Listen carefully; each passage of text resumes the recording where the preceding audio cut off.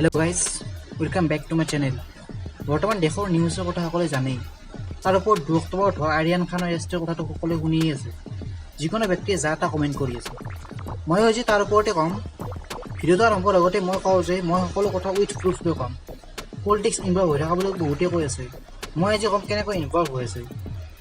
So যিবোৰ ব্যক্তিয়ে ভাবে যে এই ভিডিঅ'টো চাই আপোনালোকৰ ইগো হাৰ্ট হয় তেনেহ'লে আপোনালোকে ভিডিঅ'টো স্কিপ কৰি অৰ্ণৱ গোস্বামী নিউজ চাব পাৰে। और যিবোৰ ব্যক্তি কেৱল সঁচা কথা জানিবৰ বাবে মোৰ ভিডিঅ'টো চাব বিচাৰিছে তেনেহ'লে ভিডিঅ'টো অলপ স্কিপ নকৰাকৈ শেষলৈ চাওক। ধৰক ভিডিঅ'টো আমি আৰম্ভ কৰোঁ। 2 অক্টোবৰ দিনা NCB এখন ক্ৰুইজ জাহাজত ৰেইড মাৰে য'ত পাৰ্টি চলি আছিল। জাহাজখনৰ নাম আছিল ইমপ্ৰেছ আৰু কোম্পানীৰ নাম আছিল কৰ্ডিয়া ক্ৰুজেছ। ৰিপৰ্ট কৰা হৈছে যে এই জাহাজখন বহুত ধৰণৰ ড্ৰাগছ ইউজ কৰা হৈছিল আৰু বহুত ড্ৰাগছ ৰিকভাৰ কৰা হৈছিল, যেনে 13 গ্ৰাম কোকেইন, 21 গ্ৰাম চাৰাছ, 22টা MDMA পিল আৰু 1.33 লাখ কেছ পইচা। এই ৰেডত NCB কিছুমান ব্যক্তিক ডিটেইন কৰিলে। নুপুৰ চাটিজা, মুনমুন ধৰ্মেশা, স্মিথ সিং চন্দাৰা, মহেশ জেছৱাল, বিক্ৰান্ত চক্কৰ, গমিত চোপ্ৰা, আৰিয়ান খান আৰু আৰবাছ মাৰ্চেণ্ট। 3 অক্টোবৰ ৰবিবাৰে 2টা বজাত মুনমুন, আৰবাছ আৰু আৰিয়ান খানক এৰেষ্ট কৰা হৈছিল আৰু এটা স্পেচিয়েল কোৰ্টত তেওঁলোকক দাখিল কৰা হয়। এই কোৰ্টৰ হিয়াৰিঙত NCB লয়াৰে কয় যে জেনেৰেলি গোটেই অফেন্সবোৰ বেইলেবল অফেন্স হয়, মানে বেইল পাব পাৰি। কিন্তু যিহেতু কিছুমান ইলিগেল মেটেৰিয়েল পাইছে আৰু হোৱাটছআপ মেছেজ ৰিকভাৰ কৰি বিভিন্ন মেছেজ পাইছিল, সেইবাবে তিনিজনক ব্যক্তিক কাষ্টাডিত ৰখা যাব যাতে ইনভেষ্টিগেশ্যন কৰাত অলপ সহায় হয়। আনফালে আৰিয়ান খানৰ ডিফেন্স লয়াৰে কয় যে না আৰিয়ান খানৰ লগত কোনো ড্ৰাগছ পোৱা গৈছে আৰু না কোনো ড্ৰাগছ সেৱনৰ এলিগেশ্যন ল'ব আহিছে। তেনেস্থলত এৰেষ্ট কৰাৰ একো পইণ্ট নাই, কিন্তু NCB ইনভেষ্টিগেশ্যনৰ সহায়ৰ বাবে কোৰ্টৰ ওপৰত আপিল কৰে। দুয়োপক্ষৰ সন্মতিত কোৰ্টে আৰিয়ান খানক এদিনৰ বাবে NCBৰ কাষ্টাডিত ৰাখিবলৈ আদেশ দিলে 4 অক্টোবৰলৈ। ইয়াৰ পিছত একেদিনাই NCB 5টাকৈ ব্যক্তিক এৰেষ্ট কৰিলে। পিছদিনা সকলোৱে কোৰ্টত দাখিল কৰা হয়। এইবাৰ NCBয়ে আৰ্গিউ কৰিলে যে NCBয়ে আৰিয়ান, মুনমুন আৰু আৰবাছৰ হোৱাটছআপ চেট ৰিকভাৰ কৰে আৰু অতিকৈ আশ্চৰ্যজনক তথ্য NCBৰ মতে হোৱাটছআপ চেটবোৰত ইণ্টাৰনেশ্যনেল ড্ৰাগ ট্ৰাফিকিং হৈ আছে। লগতে NCB এইটো কয় যে তেওঁলোকে জুত এটা ছাপ্লায়াৰ এৰেষ্ট কৰিছে আৰু সেই ছাপ্লায়াৰজনৰ লগত বহু পৰিমাণে ড্ৰাগছ পোৱা গৈছে। এই কাৰণৰ বেছটো NCBয়ে কোৰ্টত দাখিল কৰে যে উক্ত 4জন ব্যক্তিক কাষ্টাডিৰ সময় 11 অক্টোবৰলৈ বঢ়াই দিব লাগে, কিন্তু কোৰ্টে 7 অক্টোবৰলৈ বঢ়াই দিয়ে।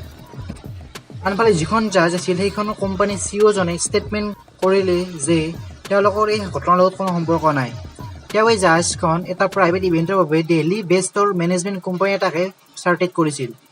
তেওঁ কয় যে ইনভেষ্টিগেশ্যন কৰাৰ বাবে সম্পূৰ্ণ সহায় কৰিব NCBক। NCBয়ে গোটেই পেছেঞ্জাৰবোৰৰ লিষ্ট আৰু CCTVৰ ফুটেজ দিবলৈ কয়। দিল্লী বেছ কোম্পানীৰ এইবোৰৰ মাজত ফাঁচি যায়। 5 অক্টোবৰৰ দিনা কোম্পানীৰ 4টা এমপ্লয়ীক এৰেষ্ট কৰা হয় আৰু 3জন লোক পলাতক কৰে। 7 অক্টোবৰলৈ এই কেছৰ 17জন ব্যক্তিক এৰেষ্ট কৰা হয়।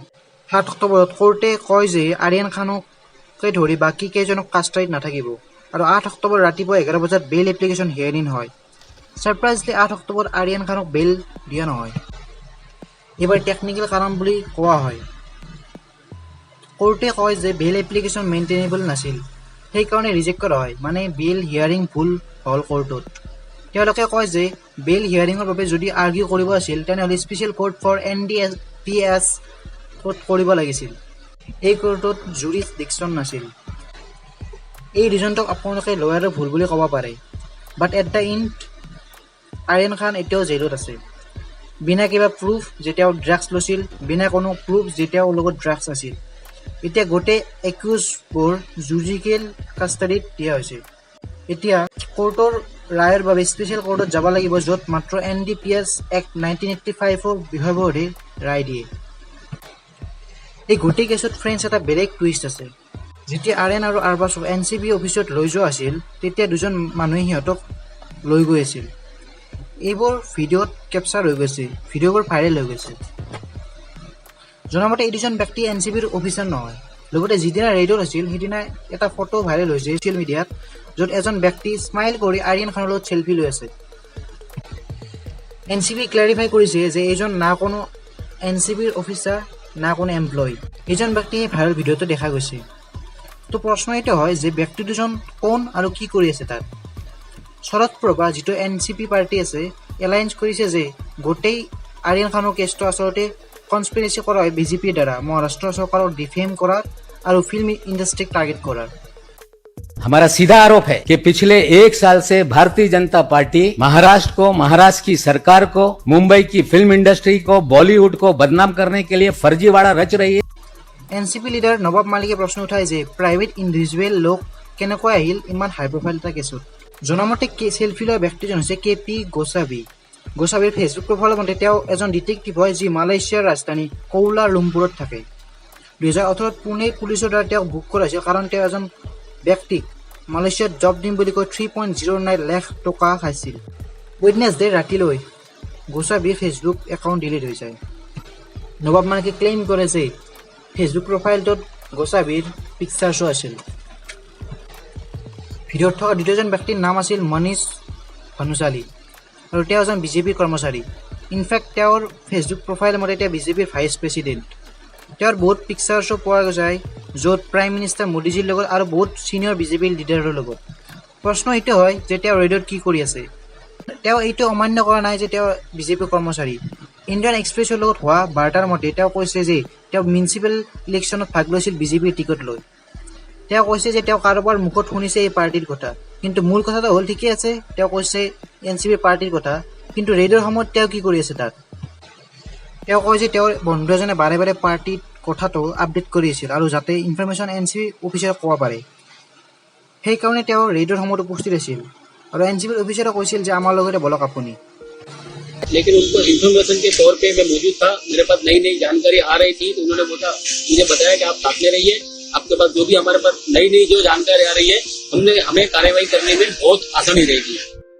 ইয়াৰ পিছত প্ৰশ্ন এইটো হয় যে ৰেডিঅ'ৰ পিছতো NCP অফিচত তেওঁ কি কৰি আছিল। উত্তৰত তেওঁ কয় যে NCP অফিচাৰে উইটনেছ হিচাপে কিছুমান ডকুমেণ্টছ চাইন কৰাৰ বাবে তেওঁক লৈ যায়। পিছত এইটো প্ৰশ্ন হয় যে ঠিক আছে মানি লৈছোঁ ইনফৰমেশ্যন দিয়াৰ বাবে তেওঁ আৰু আইট উইটনেছৰ বাবে ৰেডিঅ'ৰ সময়ত আৰু ৰেডিঅ'ৰ পিছত তেওঁ উপস্থিত আছিল NCP অফিচত। কিন্তু প্ৰাইভেট ইণ্ডিভিজুৱেল বিজেপিৰ কৰ্মচাৰী এজনে নিজ হাতেৰে ধৰি আৰিয়ান খান আৰু আৰবাজক কিয় লৈ গৈ আছে, তাত কি NCP অফিচাৰ নাছিল নেকি? এইটো ৰিপ্লাইত তেওঁ কয় যে ফুটপাথটো বহুত সৰু আছিল, সেয়ে সহজত ভাবি ধৰিছিল। তেওঁ এইটোও কয় যে KP গোসাভিৰ বিষয়ে তেওঁ একো নাজানে। কিন্তু নবাব মালিকে তেওঁলোকৰ ফটো এখন ৰিলিজ কৰি দিয়ে য'ত দুয়োটা একেলগে থিয় দি আছে। তেওঁ ফটোখনৰ কেপশ্যন এনেদৰে লিখে, দুটা ভিডিঅ' শ্বেয়াৰ কৰে য'ত দুয়োজন NCP অফিচত এণ্টাৰ আৰু এক্সিট কৰি আছে। NCP অফিচাৰে কৈছে যে এই ইনচিডেণ্টৰ আগতে তেওঁলোকক চিনি নাপায়, কিন্তু যিবোৰ তেওঁলোকে কৰিছে সেইবোৰ এজ পাৰ ল। কিন্তু মহাৰাষ্ট্ৰ মিনিষ্টাৰ নবাব মালিকে আৰু এটা এলিগেশ্যন লগাই NCP আগতে আৰু 3টা মানুহ ধৰিছিল যাক পিছত এৰি দিয়া হয়। তাৰ ভিতৰত এজন আছিল ঋষভ সচদেৱ, যিজন বিজেপি লিডাৰ মোহিত কম্বজক খোলখালি আছিল। নবাব মালিকে আৰোপ লগায় যে ঋষভক এৰি দিয়া হয় কাৰণ বিজেপি লিডাৰৰ ফোন আহিবলৈ ধৰিছিল দিল্লী আৰু মহাৰাষ্ট্ৰৰ পৰা। এইটো কয় যে প্ৰথমতে 11জন মানুহক ধৰা হয়, কিন্তু পিছত ঋষভকে ধৰি আৰু 2জনক এৰি দিয়া হয়। এইবোৰে কাৰণ হয় ফ্ৰেণ্ডছ কিয় মানুহে কৈ আছে আৰিয়ান খানৰ কেছটো পলিটিকেলি মটিভেট হয়। ইয়াত বিজেপিৰ মেম্বাৰ্ছ NCPৰ লগত ইমান মিলিজুলি কাম কৰি আছে আৰু এইটো প্ৰথমবাৰ নহয়। কিছুদিন আগতে বহুত এনেকুৱা নিউজ অফিচ ৰেড কৰিছিল যিবোৰে প্ৰায় চৰকাৰক প্ৰশ্ন কৰে, যেনে দৈনিক ভাস্কৰ বাতৰি কাকত, যিটো ভালদৰে ক্লিয়াৰ কাট ৰিপৰ্টিং কৰিছিল ক'ভিড কেছক লৈ, অথবা নিউজ লণ্ড্ৰী আৰু নিউজ ক্লিক প্ৰায় চৰকাৰক আঙুলি উঠায়। ইয়াৰ উপৰি মমতা বেনাৰ্জীয়ে কৈছিল যে বিজেপিয়ে চেণ্ট্ৰেল এজেঞ্চিত মিছ ইউজ কৰি আছে। 2019 শৰদ পাৱাৰে কৈছিল যে বিজেপিয়ে ষ্টেট এজেঞ্চিৰ লগত ইউজ কৰি আছে অপজিশ্যন লিডাৰক ফ'ৰ্চফুলি নিৰূপায় কৰিব যাতে পাৰ্টি বাদ দি বিজেপি জইন কৰে। কিছুদিন আগতে সোনু সুদক ডেস্কি মেণ্টৰ নামৰ প্ৰগ্ৰেমটোত অৰবিন্দ কেজৰিৱালৰ লগত দেখা গৈছিল। ইয়াৰ কিছুদিন পিছতে সোনু সুদৰ ঘৰত ইনকাম টেষ্টৰ ৰেইড পৰে। মানুহে প্ৰশ্ন উঠাইছে যে যদি সঁচাই NCP ড্ৰাগছ কেছক লৈ সচেতন তেনেহ'লে তেওঁলোকে তাত কিয় ৰেইড মাৰা নাই য'ত ড্ৰাগছ প্ৰব্লেম অতিপাত বেছি, যেনে হিমাচল প্ৰদেশ হ'ল কচল, যি বিখ্যাত নাৰ্কো টুৰিজমৰ বাবে। এইটো কিন্তু 2017 চনত হাইকোৰ্টে ষ্টেট গভৰ্ণমেণ্টক কৈছিল যে এইবোৰ ঠাইত কিয় একশ্যন লোৱা হোৱা নাই। আৰু মিডিয়া যিয়ে ড্ৰাগছক লৈ ইমান হাল্লা কৰে কেতিয়াও চলিউশ্যনৰ কথা নকয় যে এইবোৰ প্ৰব্লেম কেনেকৈ ছল্ভ কৰিব পাৰি। এই কাহিনী বহুত কমন হৈ গৈছে যে 2 বা 3 হাই প্ৰফাইল চেলিব্ৰিটিক ধৰা হয় তেনেকুৱা পাৰ্টিত য'ত কিছু গ্ৰাম ড্ৰাগছ পোৱা যায়, কিন্তু ড্ৰাগছ কনজিউমাৰক ধৰি জেলত ভৰাই থোৱাতকৈ সেইটোক প্ৰব্লেম ছল্ভ কৰিব নোৱাৰিনে? বহু দেশে ড্ৰাগছ কমাবলৈ বিভিন্ন ধৰণৰ উপায় লৈছে। যেনে পৰ্তুগালত ড্ৰাগছ সেৱনকাৰীক ক্ৰিমিনেল হিচাপে নহয়, তাৰ পৰিৱৰ্তে ৰোগী হিচাপে চোৱা চিতা কৰা হয়। তেওঁলোকক জেইলত নহয়, হস্পিটেলত পঠোৱা হয়, যাতে ড্ৰাগছ সেৱনৰ মাত্ৰা নোহোৱা হয়। কাৰণ যেতিয়ালৈ দেহত সেৱন কৰা উত্তেজনা থাকিব, তেতিয়ালৈকে সেৱন কৰিয়ে থাকিব। জেইলৰ পৰা ওলাই আহিও কৰিব। জেইলত গেংষ্টাৰ আৰু ড্ৰাগছ ছাপ্লায়াৰৰ হৈ পঠাব লাগে। তেওঁলোকক নহয়, যি কিছুগ্ৰাম ড্ৰাগছ কনজিউম কৰে। কিন্তু এইটো চলিউশ্যন সঠিক নে নহয় সেইটো ক'ব নোৱাৰি। Everything is happen depending on your mind. আনফালে যদি ইয়াত শ্বাহৰুখ খানক পলিটিকেলি টাৰ্গেট কৰা হৈছে বিজেপিৰ দ্বাৰা, তেনেহ'লে এইটো প্ৰথমবাৰ নহয় যে এনেকৈ কৰা হৈছে। আগতে এনেকুৱা বহুত ঘটনা হৈছে য'ত বিজেপি লিডাৰ্ছে নিজৰ ঘৃণা দেখাইছে SRKৰ প্ৰতি। যেনে বিজেপিৰ পলিটিচিয়ান প্ৰাচীয়ে এবাৰ কৈছিল যে SRK পাকিস্তানী এজেণ্ট।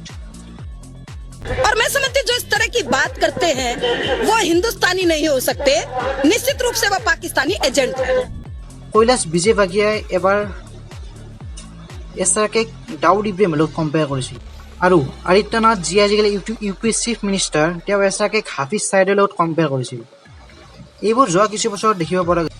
এনেধৰণৰ ঘৃণাৰ আধাৰত আমি ক'ব পাৰোঁ যে এই ৰেড পলিটিকেলি মটিভ। ইয়াত আপোনালোকৰ কি ৰায় ফ্ৰেণ্ডছ কমেণ্ট কৰি জনাওক। আশা কৰোঁ ভিডিঅ'টো চাই ভাল পালে।